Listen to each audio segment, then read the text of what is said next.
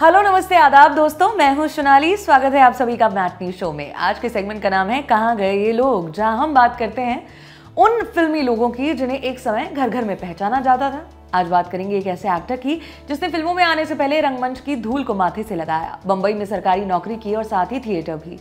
ऐसी उम्र में मशहूर हुआ जिस उम्र में हीरो डेब्यू करने से कतराते हैं। इतना डिस्क्रिप्शन सुनकर अगर आप अमरीश पुरी की इमेज दिमाग में लिए बैठे हैं तो आपकी कोई गलती नहीं है। इनका करियर ग्राफ कुछ हद तक अमरीश पुरी से मिलता जुलता भी है। हम बात करेंगे अंजन श्रीवास्तव की, टीवी की दुनिया का वो कॉमन मैन जिसे हम सब वागले के नाम से जानते हैं। आज के एपिसोड में बताएंगे उनकी लाइफ और करियर से जुड़ी तमाम बातें, साथ ही जानेंगे कि आजकल वो कहाँ हैं।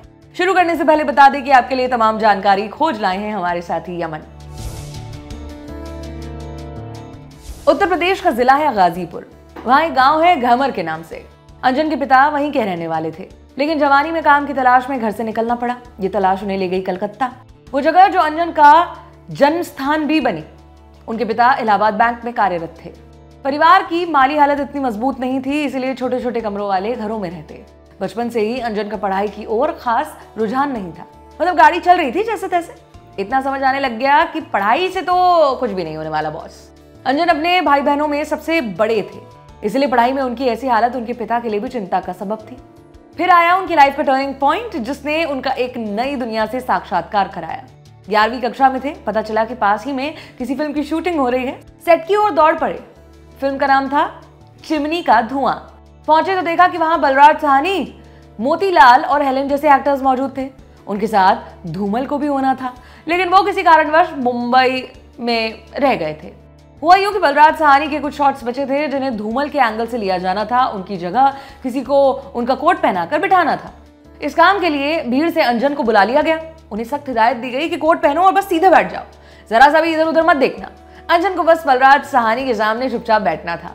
इस वाकया को याद करते हुए अंजन अपने एक इंटरव्यू में बताते हैं कि वो सीन करने का उन्हें बहुत फायदा मिला।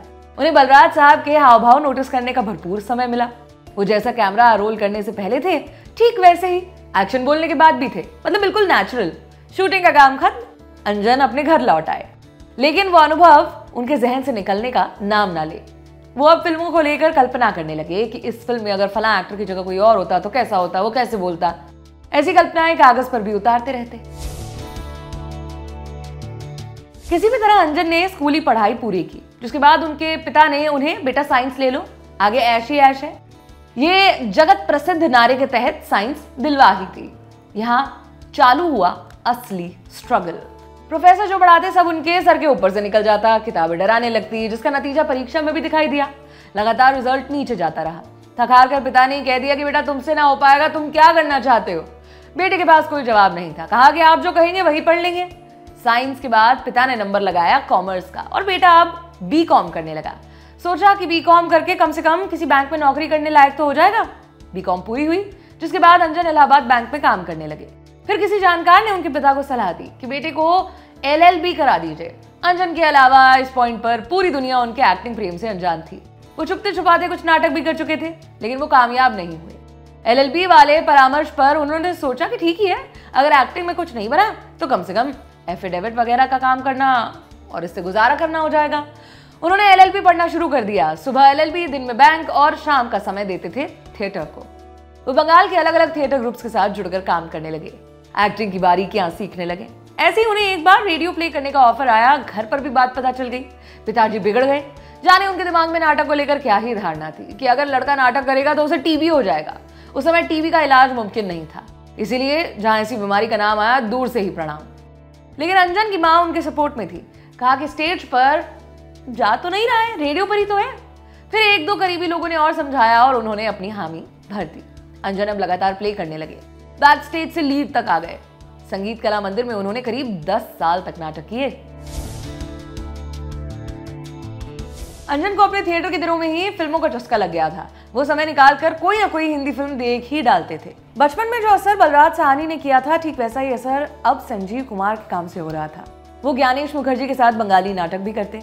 उन्हीं ज्ञानेश मुखर्जी ने उन्हें एक सलाह दी कि अंजन हीरो लीड में रहता है, नाचता गाता है, लेकिन एक्टिंग का दारोमदार रहता है कैरेक्टर आर्टिस्ट या फिर चरित्र कलाकार पर। अंजन के दिमाग में बात बैठ गई। सोच लिया कि फिल्मों में जाएंगे तो कैरेक्टर रोल्स ही प्ले करेंगे, लेकिन बंबई की दुनिया अभी भी उनके लिए बहुत दूर थी। और उसकी सबसे बड़ी वजह थी पिताजी। बम्बई भले ही दूर था, लेकिन फिर बम्बई वाले उनके पास आ गए। हुआ यूं कि अंजन एक फिल्म की शूटिंग कर रहे थे, डायरेक्ट कर रहे थे अजित लहरी। अंजन इससे पहले एक आसामी फिल्म भी कर चुके थे, चमेली मेमसाब के नाम से।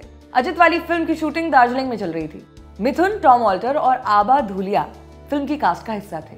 अंजन बॉम्बे जाकर थिएटर स्पेस को एक्सप्लोर करना चाहते थे, इसीलिए उन्होंने फिल्म के अपने साथी कलाकारों से बॉम्बे के थिएटर ग्रुप्स के बारे में पूछा, तो इप्टा और सत्यदेव दुबे के थिएटर ग्रुप का नाम पता चला। कलकत्ता में नाटक का स्कोप सिकुड़ता जा रहा था। जो बचे थे उनमें भी हिंदी भाषी बेहद चुनिंदा ही थे। ये एक और बड़ी वजह थी अंजन के बॉम्बे जाने की। लेकिन दिक्कत तो पिताजी की थी। लेकिन पिता का भी दिल पसीजा जब अंजन की छोटी बहन को फेफड़ों से जुड़ी एक जानलेवा बीमारी हो गई। अपने अंत समय में उन्होंने पिता से दरख्वास्त की कि भैया को बॉम्बे जाने दीजिए। बस उस दिन के बाद पिता ने फिर कभी एतराज जताया ही नहीं। अंजन हमेशा प्लान बी पर बहुत भरोसा करते थे। ऐसे ही बोरिया बिस्तर उठाकर चलने वालों में से नहीं थे। इसीलिए जब बॉम्बे आने की बात पुख्ता हो गई, उसके बाद भी उन्होंने अपने बैंक की नौकरी नहीं छोड़ी। वो बस अपना ट्रांसफर बॉम्बे करवाना चाहते थे। बैंक ने उनके सामने 2 शर्तें रखी। पहला तो ये कि उनके ट्रांसफर में लंबा वक्त लग सकता है, और दूसरा ये कि वो अगले 3 सालों तक प्रमोशन नहीं लेंगे। अंजन दोनों बातों पर मान गए। बॉम्बे आ गए, वहां जाकर इप्टा से जुड़े। एक्टिंग करने का शौक था, मजा आता था और कहीं मन भी नहीं लगता था। खुद की ऐसी बातों से वो पहले से अवगत थे, लेकिन इप्टा आने के बाद समझ आया कि वो वाकई में सिर्फ एक्टिंग ही क्यों करना चाहते थे। किसी भी बाहरी इंसान के बॉम्बे आने के बाद दिमाग में सबसे पहले एक ही बात आती है कि खर्चा कैसे निकलेगा। अंजन इस चिंता का पुख्ता जुगाड़ करके चले थे, लेकिन उनकी व्यवस्था डगमगा गई जब पता चला कि बैंक की ब्रांच ट्रांसफर में 6 महीने का वक्त लगेगा। यानी अगले 6 महीनों तक उन्हें कोई तनख्वाह नहीं मिलेगी। अंजन को डर था कि अगर घर पर यह बात बताई तो अभी घर वापसी का आदेश आ सकता है। ऊपर से पिताजी की डांट भी। तो उन्होंने अपने एक दोस्त से पैसे मंगवाना शुरू कर दिया। जरूरत लायक ही पैसा मंगवाते, जिसमें खुले खर्च का कोई स्कोप ही नहीं था। उस दौरान वो एक्टिव तौर पर थिएटर भी करने लगे थे, इसीलिए जरूरी था कि एक स्टैंडर्ड मेंटेन रहे। उनके घर से थोड़ी दूर एक मिसल पाव वाला था। देर रात उसके पास जाते और अपने खाने का जुगाड़ कर लेते ताकि कोई उन्हें देख न ले। घर छोड़ते वक्त अंजन अपने साथ 2 चिट्ठियां लेकर चले थे, जो सिफारिश पत्र ही थे।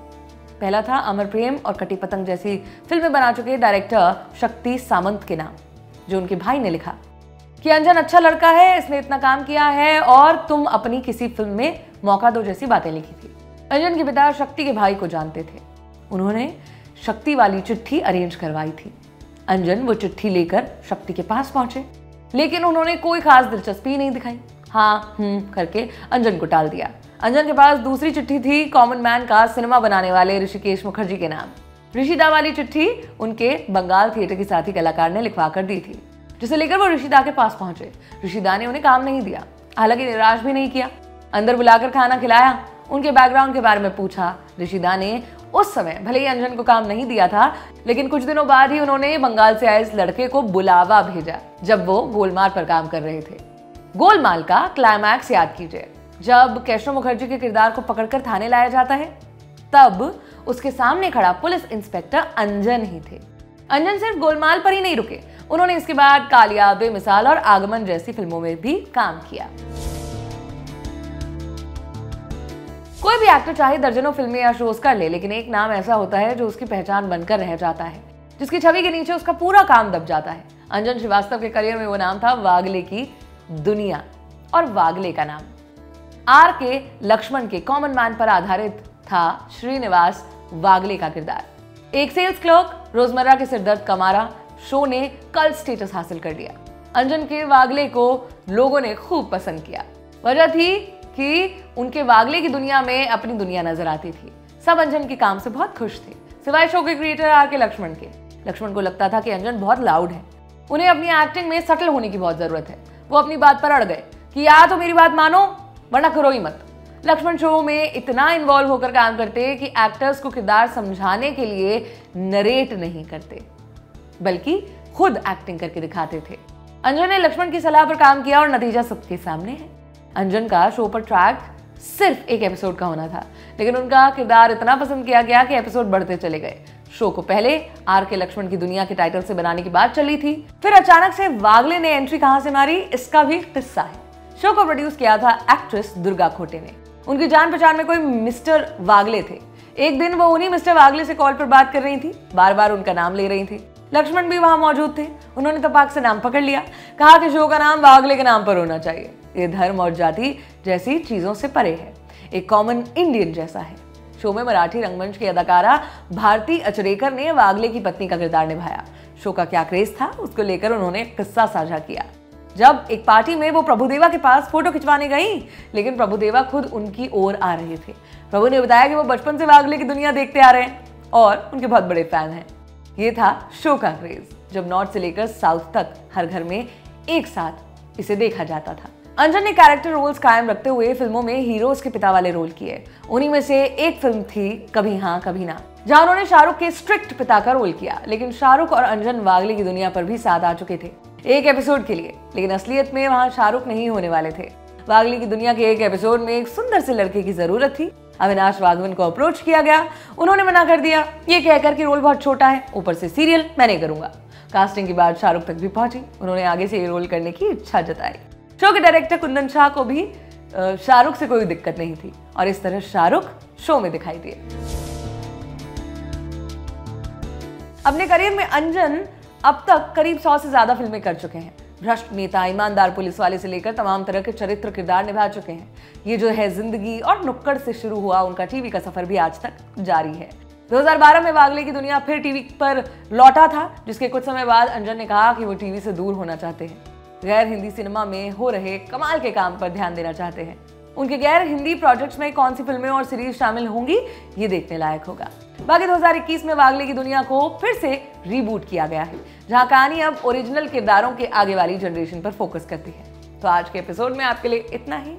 हमने बात की अंजन श्रीवास्तव पर, जिन्हें हम बचपन से तरह तरह के किरदार निभाते देखते आ रहे हैं। वो आगे भी अपना उम्दा काम जारी रखेंगे। बाकी आज के एपिसोड में आपके लिए इतना ही। मुलाकात होगी मैटनी शो के अगले एपिसोड में। देखते रहें दी ललन टॉप। शुक्रिया।